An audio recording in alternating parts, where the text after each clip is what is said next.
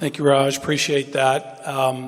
We heard in the last hour really from some tremendous entrepreneurs who had sort of wild success that I think most entrepreneurs aspire to, and when they start out, think about that, the so-called billion-dollar exit.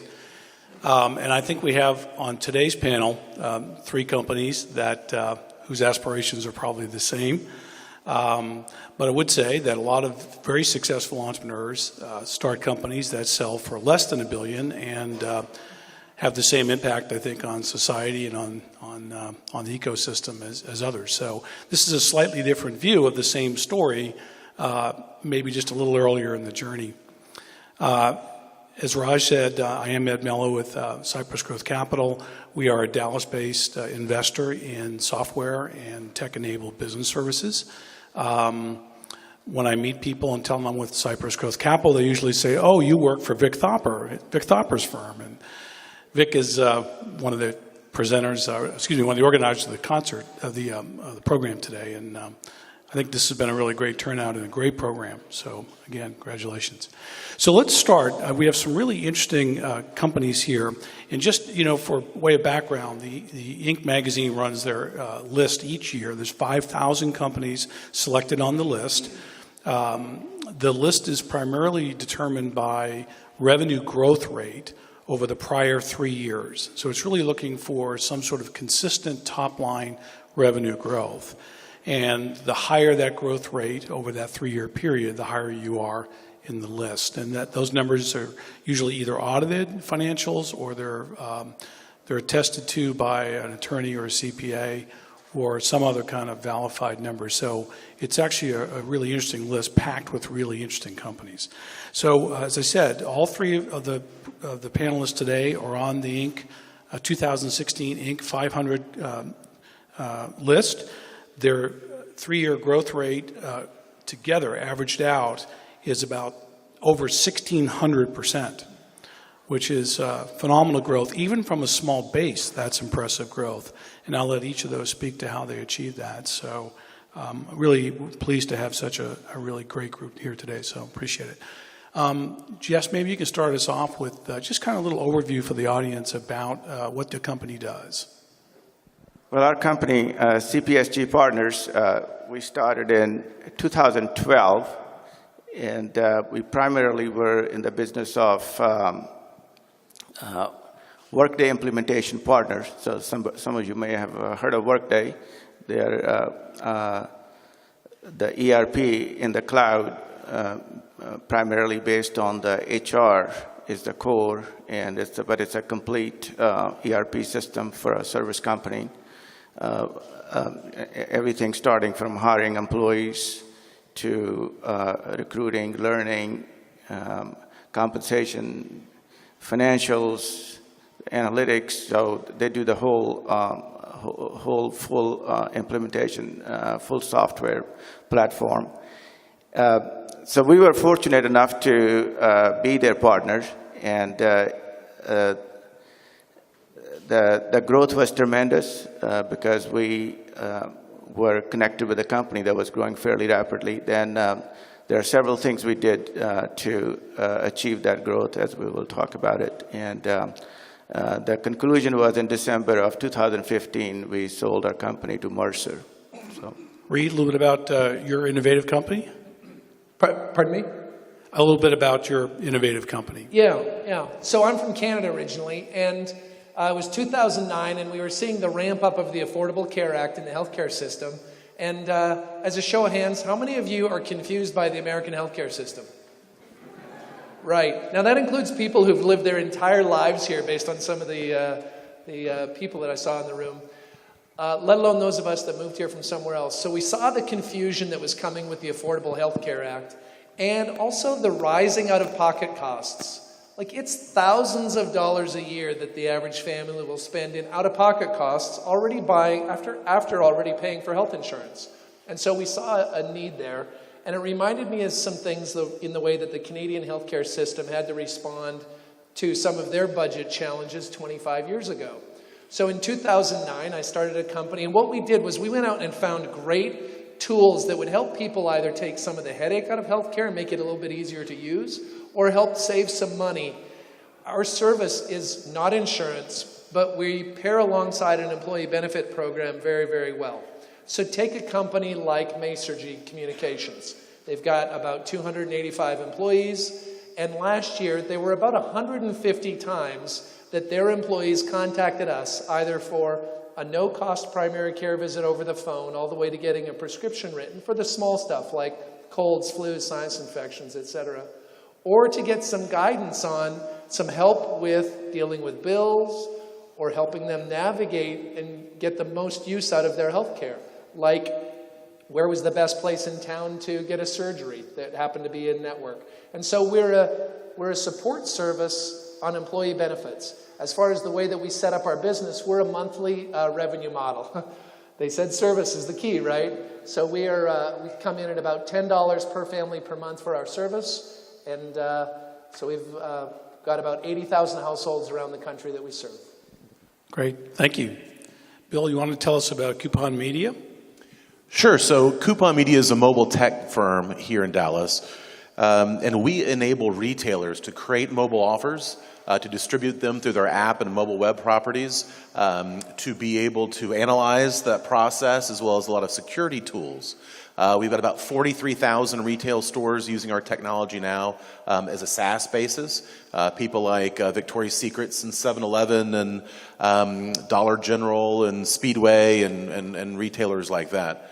Then about 2 years ago, we created a new product that allowed big brands, Coke and Pepsi and Anheuser-Busch and Marlboro and Frito-Lay, to create mobile offers and insert them into this network that we've created of retail stores. So now we've got brands providing offers and discounts to consumers through the retailer's app, and we've got retailers creating their own offers in that. We've been founded 6 years ago. We've done over 1 billion mobile offers. We've got a little over 10 million unique consumers on a monthly basis, and about 43,000 retail stores using the technology today. Impressive story. So CPSG Partners here, Jesse, one of the co-founders of the company, it was number 154 on the list last year of all companies in the U.S. I think it was number 4 for the Dallas Metroplex in terms of growth, and I think number 10 overall in the state of Texas. So a very impressive company. And the 2015 revenue number, so it's almost a year and a half now, was $43 million. And that growth rate from over that period, which would have been 13 to 15, for your company was 2,346%. So anyway, and that's off an increasingly large base. So that's a hard thing to do. So we're really interested in how you did it. But before we go there, tell us how it is you became an entrepreneur, and then how it is you came up with the idea for your company. My career goes back to just when I've been in the software business since 1981, and always had that interest in doing, something on my own. So always dabbled in different little investments and ideas. So in '93, I joined Sybase, and about the same time, my current founding partner at CPSG, Rohit, he also joined Sybase. So it was a young company at that time, and we got to do some things at Sybase which were very entrepreneurial. And so one of the things we teach our employees, even now we have a lot of young employees in our company, that whenever you work at a place, work as if you own the place.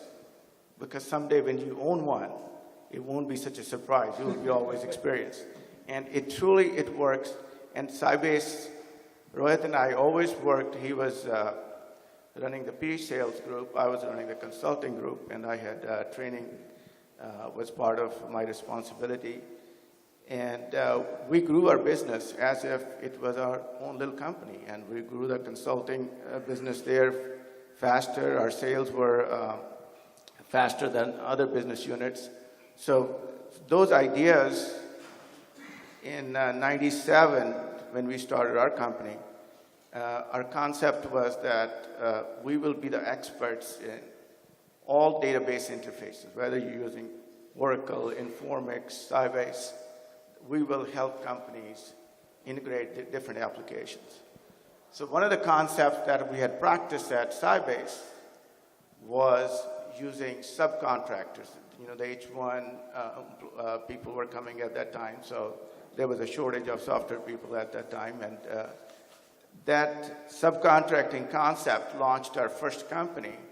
We had pretty much an employee-less company. We had the business. We went and landed some business with some partnerships, relationships we had to integrate applications. But the employees, we subcontracted from other companies. So we were profitable, I think, first month we started the business. So after that, we had our CPSG was our fourth startup. And each idea we learned, and each company was bigger. And the last one had some incredible things we were able to do there. Right. So you got your start in a corporate setting, although Sybase was a young company at the time. Right. So Reed, similar story, I think, right? You came out of sort of the corporate world before you started your company. Right. I've been in America working in the healthcare industry for 25 years. In America, it's been on the insurance side. So I've worked for Blue Cross Blue Shield in Seattle. I worked for a big HMO in Seattle. I worked for a company here in town called Benefit Mall, which is an agency. And my role there was watching the horizon for what are the next tools that we need in healthcare. And I got this vision that I already mentioned about the Affordable Care Act was going to open up some specific challenges. And because I had lived elsewhere, I think I saw some of the ideas of how we might differently serve that need here in America. So I built a business plan for the company I was working for.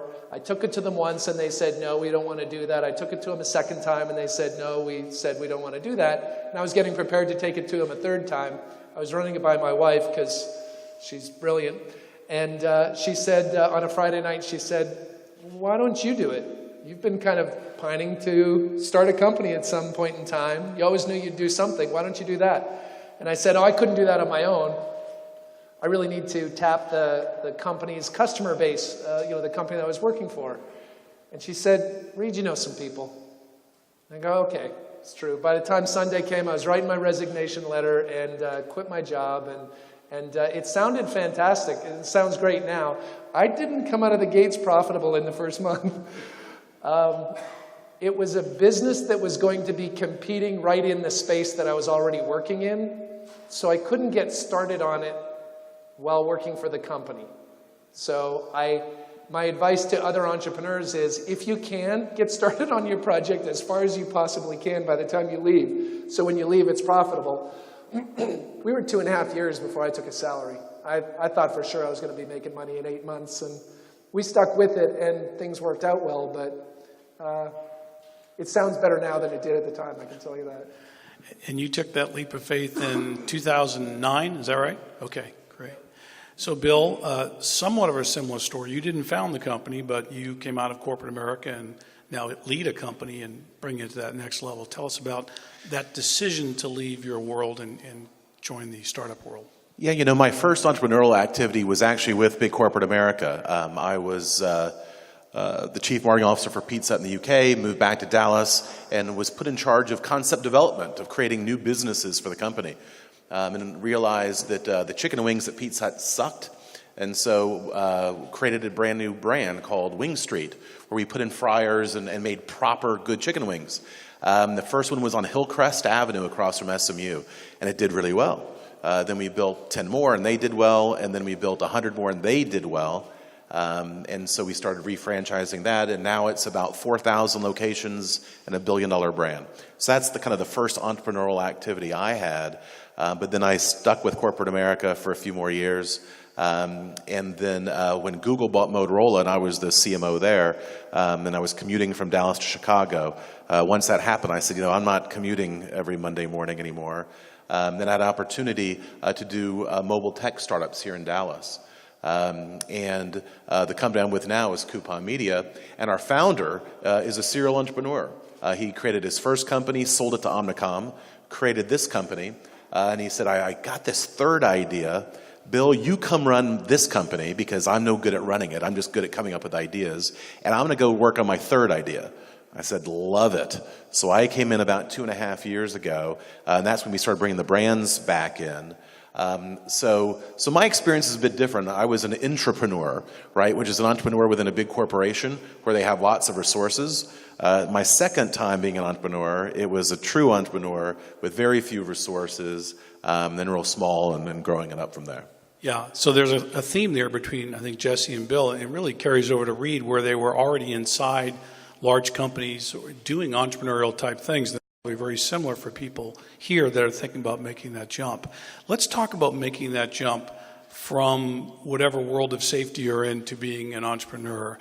Can you tell us what you were thinking at the time and what was in your head when you made the decision to say, I'm going to go start a company?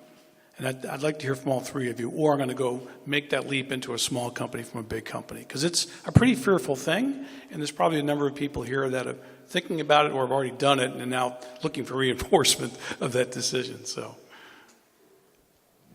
well, in our case, I think all of us see the opportunities when we are working at any company, that things that we think should be done better or could be done better, or there are gaps in solutions that you could come up with something that you can solve the problem. And in our case was that, wouldn't it be nice if there was a technology company that you could go to? They were experts in all databases, and they could integrate different applications. At that time, Siebel was coming up, and there were integrations, for example, into Siebel, which was a CRM system at the time. So I think the other thing was we sort of had a plan for a couple of years ahead of time. We've been thinking about that. We could do this better. We could do it on our own. And another thing I would point out, good relationships matter. And I don't think you can just go create a relationship. You have to be the kind of person where, these things happen naturally. You're the kind of person who helps others, doesn't worry about, am I going to get rewarded for it? You just do it. There's a learning that happens. That's yours. That's a free training you get. And for example, at Sybase, our vice president at that time for the Central Region was John Shackleton. And John saw something in us, Rohit and I, that we developed a great friendship. And John did not get promoted to the president of Sybase Services, ended up being a president at a company called Platinum Technology. So when we decided that we wanted to go on our own, we called John, say, John, we want to go on our own. This is the kind of stuff we want to do. How can you help us? He said, you know what? We have an Oracle-based application. I'll give you all implementations in the US. You guys can come and help out with that. So that's how we kind of became profitable right away. We didn't have to hire any employees. We already knew where to go get the people, and we knew where to go provide that service, and it kind of took off from there. So. Reed? It's funny, I'm thinking back to one specific day in that very first month. As far as, what was I thinking at the time? I was looking at the trends on the healthcare spending. I was looking at the trends on healthcare inflation, and it's running now, we're 17 years in a row that health inflation has been twice as much as regular inflation. And so it is holding true that the trend is going in a direction where those out-of-pocket costs are rising to a point where it's too much for most Americans.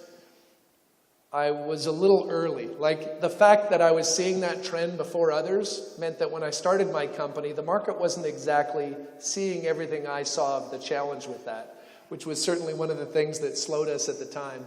To me, it was an obvious challenge that was right on the horizon, and it really took a few years for it to play out to the regular marketplace.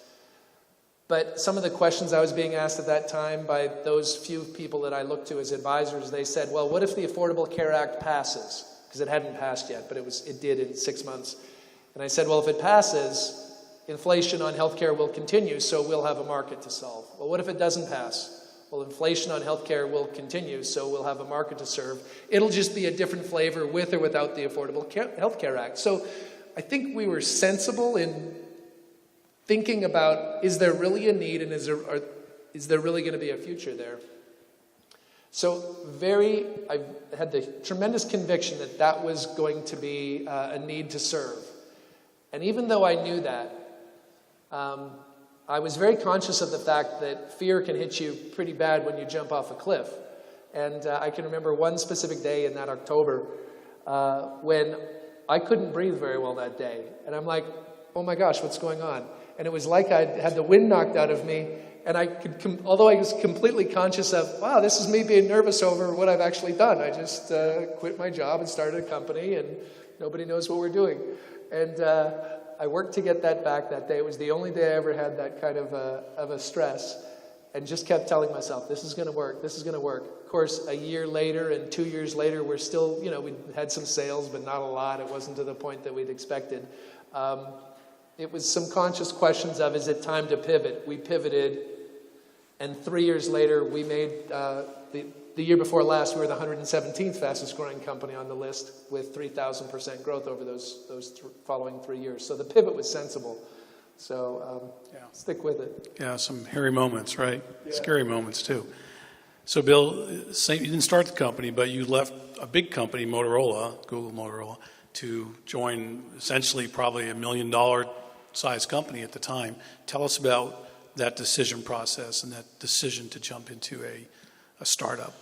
It's very much like, think about an investment. But the investment, rather than your money, is your time. And my goal was, I was commuting from Dallas to Chicago every Monday morning. Didn't want to do that anymore. And my whole family is here in Dallas, and so this is home. And I started looking at the opportunities in Dallas around, what am I good at?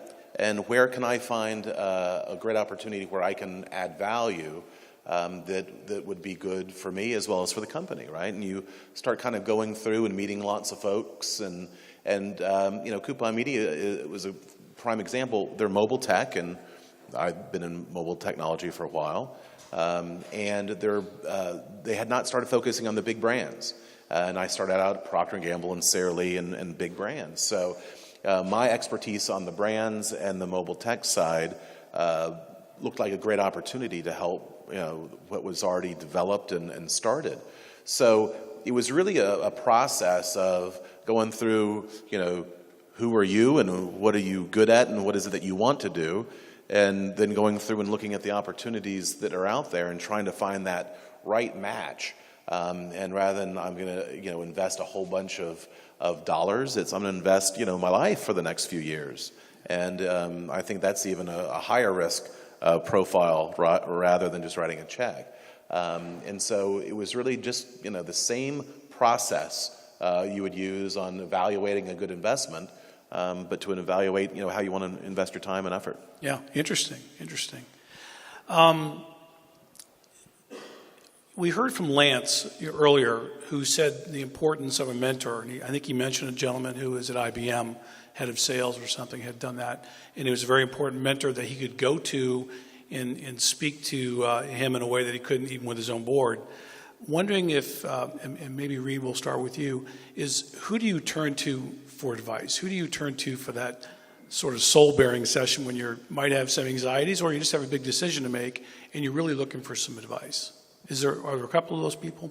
Well, it's definitely one of the things that you go from working in a job environment where you have an official person who you're talking to about the work that you're doing every day, who's guiding you, who's coaching you, call it what you want. It's a boss. Then you also have your informal entire team of people who are the people you go to lunch to when you really need to flesh out an idea. You've got these advisors who are inside your company and your friends. And then you go and you step off on your own. And then you recognize a year in when things aren't going so well, you don't have anybody who knows your business like you do. And the people who do are your competitors or they're your clients. And so you aren't going to, bare your soul with your existing clients. And so there is the mentorship, there was a gap for me. So I specifically was searching out some people who knew enough about my business and would invest enough time with me that they'd learn about what I was doing and not just say casual things like, oh, Reed, you should use the internet. Because there's probably something there where you might sell something. I'm like, come on, I can get a little bit better advice than that, right? For me specifically, my wife is now my business partner. She joined me at about the 3-year level. And one of the other great advisors that we have had in our careers, she and I both, is a friend of ours who's brilliant. She just started with us about 3 weeks ago. We just hired her. She was most recently a senior vice president at Amazon. So a brilliant advisor, and we brought her on board. So It's good to get the smart people on the team. It is. And we'll go to Jesse next. You mentioned the fellow from Sybase, who then later became the head of Platinum. In your last company, the one you sold to Mercer, was there somebody who you relied on, for advice and counsel as you were launching your Workday services? Well, this is, I give you good advice on that. This is something Rohit has been extremely good at, just asking people for help. It's amazing. If you tell people, I really need your help, most people will go out of their way to help you out. And it so happened once, that was a challenge in itself to get the Workday partnership, because Workday is extremely selective and they treat their partners like extension of their company. Very, very different, totally different ecosystem from companies like Oracle or others where you just pay your dues and you become partner. And Rohit became, over time, extremely good friends with Senior Vice President at Workday of Services. I tell you how it happened. He went out there and made some commitments that if you let us be the partner, we're going to deliver you certain challenges they were already having. They were having issues with more technical integrations of Workday into the payroll systems, and that was being the most critical component, but other integrations. And Rohit said, we're going to, in 6 months, you'll notice that we will become the very best. And we knew that he made the commitment, then we had to come back and solve the problem. Once we delivered on that, you earned the respect. So that relationship has been very critical to us, and to this day, we have maintained a wonderful relationship with Workday. And was that individual instrumental in having your company acquired into Workday? I tell you about the acquisitions. We have had, 3 companies before that got acquired different ways. We have always built a business that we will keep.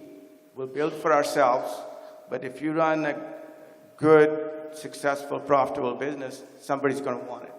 So the timing happened to be right, and it just happened naturally. So if you run a good, successful, profitable business, somebody's going to want it. Yeah. You don't hear that oftentimes in the startup world, right? You begin with the exit and work backwards, and I think that's sage advice. Bill, who do you turn to for advice, counsel? It's changed as I've gotten older. I've got a few more gray hairs than some. And, as you were going up through corporate America, there was usually a mentor, right? That's someone that you either worked with or worked for who showed you the ropes and explained how things worked. In the younger days, it was kind of those mentors within the organization who really, helped show the way on how to make a successful corporate career. And once I became an entrepreneur, the focus has shifted to friends of mine, either that I went to school with or friends of mine that you meet socially who are all business leaders in different businesses. And, you go have a drink with them and they're, hey, I've created this insurance company. Let me tell you about it. What do you think? As a marketing guy and as a mobile guy, I'll give a few points of view because I don't know anything about their business. And they go, well, that's really helpful. I appreciate that. And then they say, well, what are you working on?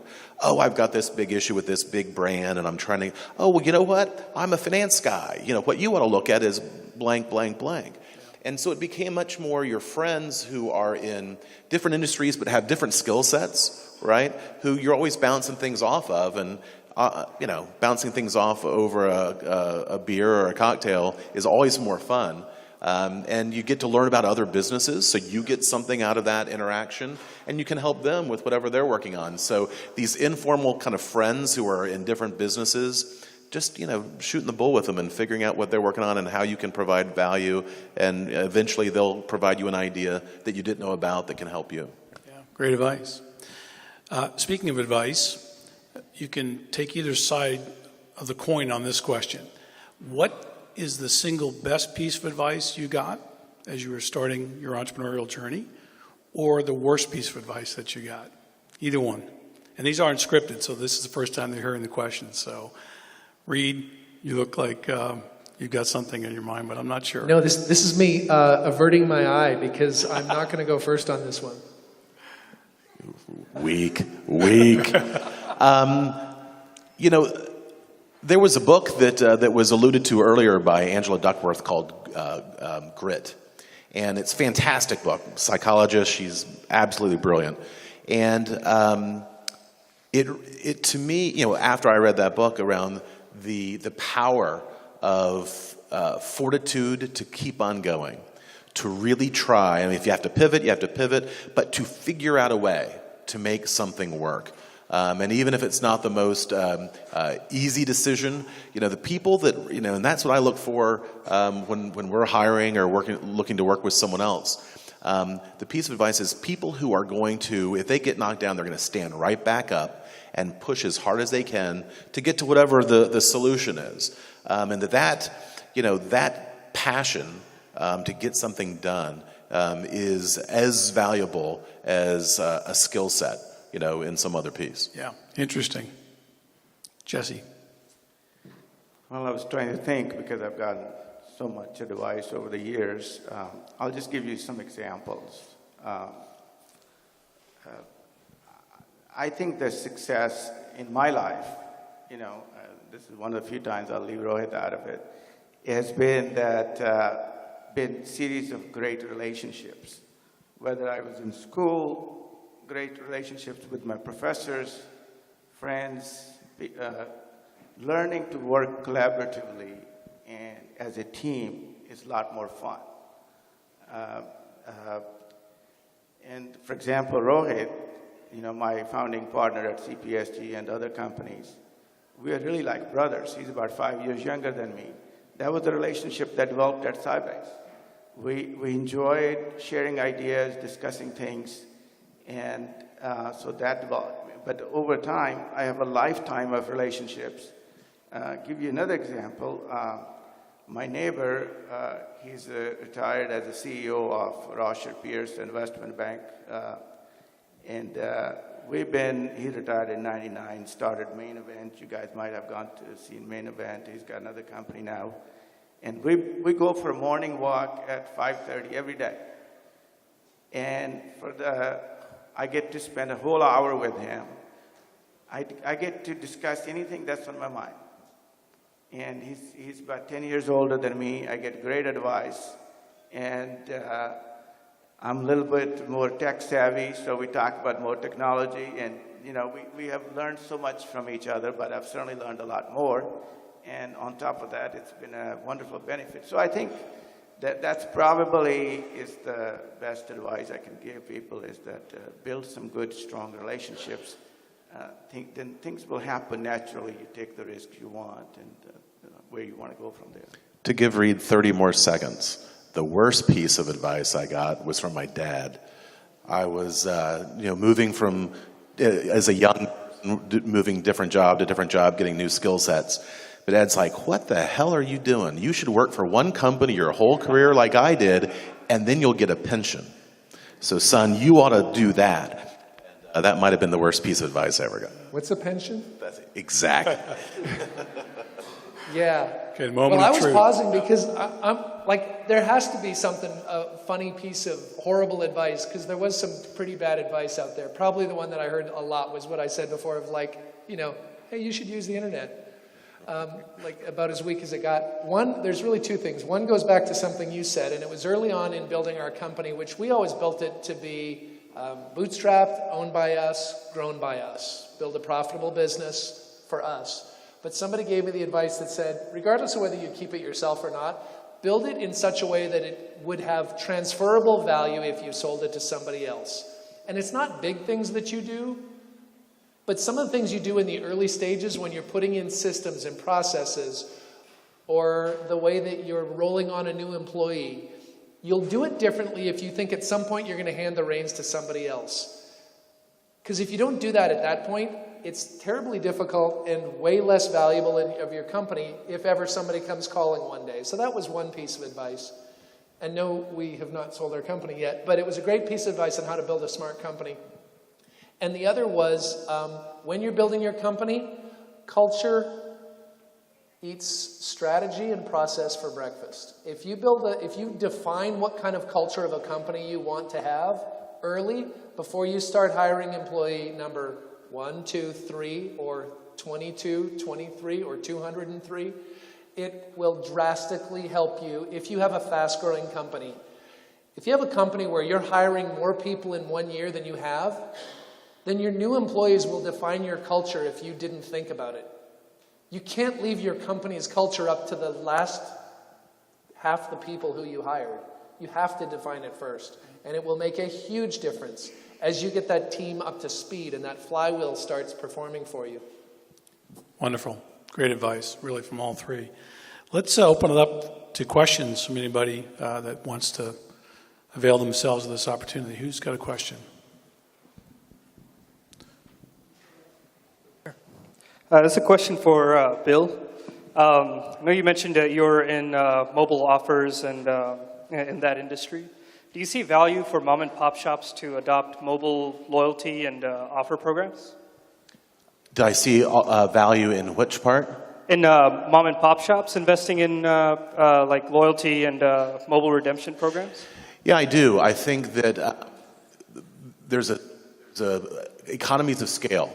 So when you go to a Speedway, you get 1,500 stores signed up, and the integration is much easier, right, when you're dealing with really big systems. There have been a lot of companies that have been focused on the mom and pop, the local cleaners, the local baker, the local, who have tried to create loyalty initiatives. And many of them have run into some problems because the cost to acquire a unit at a time versus the value you're going to get out of it is not a good business model in many instances. Which is why people try to get to scale quicker, and dealing with much larger chains is the way to go. Are the consumers that still go to mom and pops as valuable and as loyal to those as they are to chains? Yes. But trying to figure out, at least in our side of the business, how to create that acquisition model to make it work has always been a difficult challenge that has caught some people up in the past. Great question.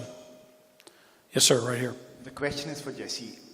So Jesse, as I've understood by far, I think the basis for your startups or your thought process behind anything that you did was integrating. Integration was a big piece of it.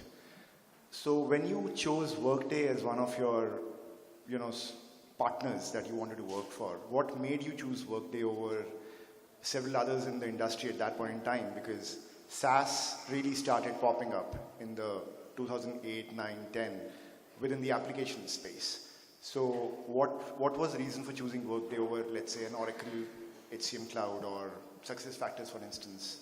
Because they also integrate pretty heavily with tons of systems upstream and downstream. Well, I mean, there were several factors, one of them being growth. They were growing faster and taking the market share. And the second one, as a consulting company, you look at what percentage, how much revenue is coming to the consulting company during the implementation process, and how the Workday ecosystem was. Are they going to compete with us? So, for example, Workday gives out 80% of their implementations are done by the partners. So, they do about 20 just to be flex. So I think the opportunity size was the factor for going with Workday. Other questions? Right here, sir. I'm assuming that over the course of the last few years, you've made decisions that have either destroyed value or kept you from growing faster than you could. And I'm wondering if you could talk about what made you think the decision you made was a good one, and then what you learned in hindsight. Reed, you want to take that? So you're asking for decisions for the bad decisions, as we look back on some of the bad decisions that didn't play out well? That's right. Yeah. We built our company out of our profits. So as we got cash flow, we would invest the cash flow that we had that year into growing more. And we would evaluate, the question brought up on the earlier panel, of all the things that you can invest in, you try to guess the ones that are going to create the highest value and going to be the easiest thing for you to implement. And so we had some ideas on some of the marketing that we thought the timing was right in the market, but we're on the leading edge of healthcare support services, so there isn't exactly a lot of evaluation except, trying to figure out what way the wind's blowing and is it soon enough now that the market's ready for certain things. And so some of the things that we lost money on early on were $25,000 that I spent to be at a specific conference where they were supposed to be perfect clients for us, and then got no clients out of it. And then 6 months later, I got sued by that group for another $7,500 because they said I used other services of theirs, which wasn't, it was just this horrible thing that happened in the past. Worst advice, or, it's one of those things that we look back on and we go, was it the right thing to do? It was, because we invested in it. You just have to know along the way you're going to be losing money. And for us, when we tried some of those new ideas, if we couldn't afford it, we weren't going to try it. If we couldn't afford to lose it, we weren't going to try it. Because you're not going to win them all. So it was for us, it was mostly different ideas around marketing that we were losing money on, but they were the right things to try. Yep. Yeah, hi. There is always a transition from being an employee to an entrepreneur. Being an employee, you have an income coming in every month to run your personal expenses and take care of the family, versus being an entrepreneur becomes a risk-filled journey. And so that is what's fearful, that is what's scary. At what point of time do you feel, or did you guys especially read, you mentioned that for a period of months you were without salary. So at what point of time you say, okay, this is it, or I'm going to go even further, I'm short on all my resources, or I'm going to go for funding just because I have to pull on my expenses and I believe in my model and it's going to work someday. So I'm just asking a psychological question. I mean, it's what happens during that transition? Or how do you manage it? How did you manage it? My advice is, if you have an entrepreneurial bone in your body, then don't live your life so tight to your finances today that you are so in debt that you can't go without a job income. Because there's nothing about starting a company, even your venture, like you were smart about it, but it also wasn't a guarantee. And so it worked out well, but it might not have. It might have taken a bit more time. So I say today, live below your means, save your money. If you're planning that some point in the future you're going to go out on your own, because somebody did say to me early on, it's going to take you twice as long and twice as much money to reach your goal. And I thought, yeah, that's good advice for somebody else, but I'm smarter than that. I know my market. I know how to sell. And they were by far more accurate than I was. And so what we see out of a lot of people is they start a company and they have to quit because they have to go back to the income far too soon before they learn the lessons that were necessary to pivot and then actually harvest all the seeds they planted in that first period. Yes, ma'am, over here. Yes. I guess this question goes back to me because I did hear in your talk that you did bootstrapping, which is self-financing. So I guess my question to you is and I'm kind of like you. I save my money. I live very frugally. I guess I grew up kind of poor, so it's just a habit. And so is it easier to spend your own money and see your own money lost versus like financed money or investor money? Because sometimes that stops me. I'm like, oh, I don't want to lose this money because this is my money and I worked for it and I saved it. But as if somebody were to magically give me money, I'd say, okay, well, I'm going to gamble with this money. And maybe that's what I need to do is gamble with the money. So, yeah, just kind of like your comments and advice. It's kind of like a double-edged sword if you're a saver and really penny pincher. but you do need to be able to take risks. So Well- how did you get over that? I approach it one way, and I happen to be in a service industry where my capital costs were not high for me because I partnered with other companies. So I was able to start a company. I know that most of you in this room, of the work that you do, if you start your entrepreneurial idea, you don't have a business model that would work like mine did. So not everybody can do what I did just because of what your business is going to entail for capital outlay. Personally, for me, the reason why I went bootstrap is because then I'm in control and somebody isn't keeping an eye on me. So for me, that's the biggest driver. It's also one of those things that I think can be a limitation if you aren't willing to grow to the level that you could by appropriately using some other folks' money. And so I think you probably have some great insight on looking at it both ways, Jesse. Well, I think you have to look at risk and how much risk you're willing to take. And there's, if you're going to bring in outside money, they're going to take part of your company and they're going to meddle in your business. So, and the environment is different. Right now, for example, you can raise money a little easier than you could probably in 2009, 10, or those. So it's, all those factors come in. And if you're working on a product, that might require a lot more money. And so it all depends on the business. There's a little company, I can give you a quick example, we are investing in. It's a young kid, 28-year-old, he could live very inexpensively and had saved some money from working, and he created something. Then next, he went and raised $400,000 from friends and family. Now he's created enough with that $400,000 that he's raising $5 million. So, so you could, many different ways of doing it. I will say this. I think he's probably more nervous about losing his friends and family's $400,000 than he ever would be over losing his own money. Yeah. And since that is most people's first round, don't think it's going to be easier. Great. This will have to be our last question, I think. We're down to the last couple of minutes. Hi, my name is Sachin, and really awesome panel. Thanks for sharing all your candid inputs and feedback. So thanks a lot. I have a question for Reed.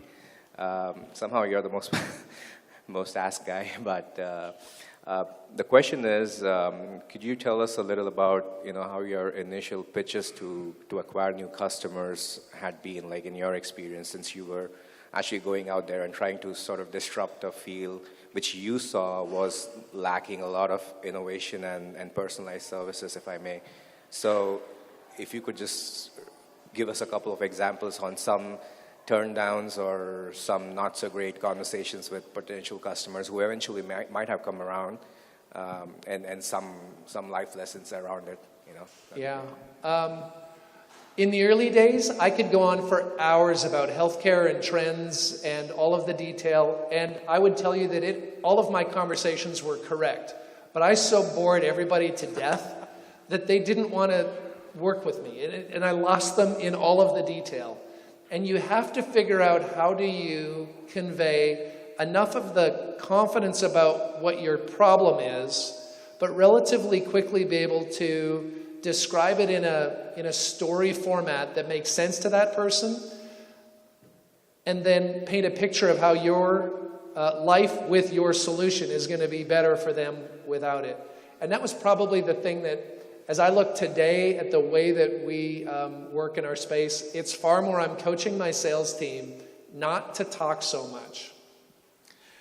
So, Bill, you're a former chief marketing officer, spent a lot of time trying to figure out messaging and communications. What's your thought on that question? When you're out with customers describing what Coupon Media does, what would you recommend to the group here in terms of your story, your pitch? It's the old concept of an elevator pitch.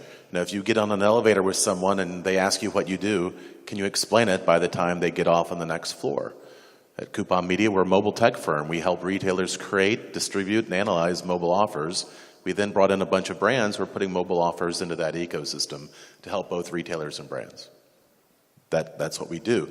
That wasn't what we did when I first got there, right? And it was very convoluted, and the technology worked just the same, but how do you describe it? And you've got to be able to get that quick pitch across in a way that people can say, aha, now let me ask some more detailed questions, right? You don't have to give them all the details.